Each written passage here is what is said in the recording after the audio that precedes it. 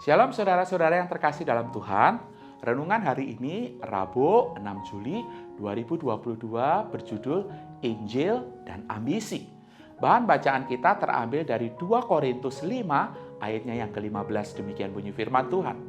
Dan Kristus telah mati untuk semua orang, supaya mereka yang hidup tidak lagi hidup untuk dirinya sendiri, tetapi untuk Dia yang telah mati dan telah dibangkitkan untuk mereka.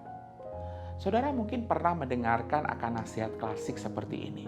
Bekerja keraslah, punyalah ambisi ataupun mimpi yang besar supaya bisa sukses. Sehingga orang akan menghargai, orang akan menghormati, orang akan mengingat saudara sampai kapanpun.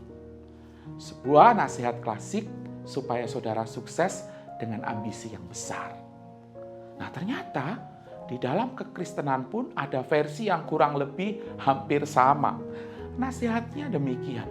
Saudara harus rajin berdoa, baca Alkitab, pelayanan di gereja. Saudara harus sibuk bagi Tuhan. Sebab apa? Sebab orang yang sibuk bagi Tuhan, maka berkat Tuhan akan tercurah sepenuhnya. Berkat Tuhan yang berkelimpahan itu akan mengalir deras. Ada amin saudara? Amin.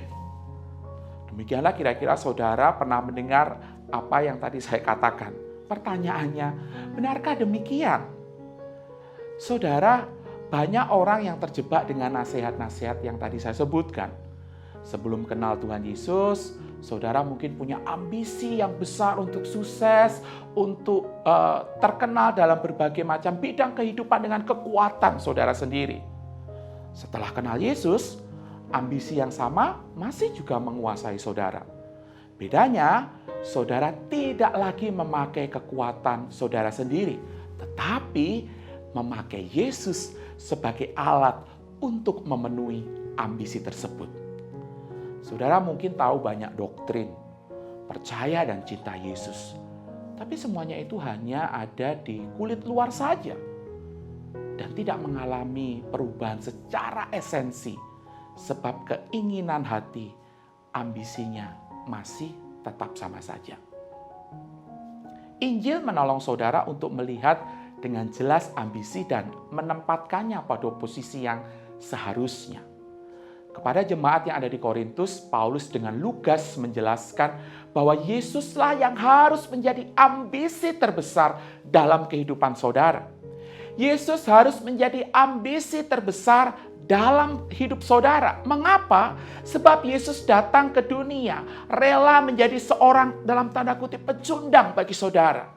Dia datang ke dunia untuk rela mati di kayu salib agar kita tidak lagi dikuasai oleh gemerlapnya kemewahan dan kesuksesan dunia ini.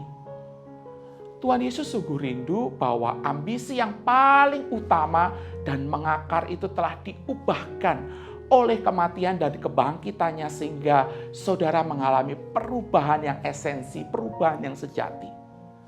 Tanpa Injil Kristus, ambisi saudara, pendekatan saudara terhadap karier atau pekerjaan tidak akan berubah sama sekali. Di dalam Injil Kristus, saudara akan menjadi orang yang sesantai mungkin dalam bekerja, seakan-akan karir dan pekerjaan itu sama sekali tidak penting karena Injil. Sekaligus, saudara akan bekerja sekeras-kerasnya, mungkin seakan-akan karir dan pekerjaan adalah segalanya demi Injil.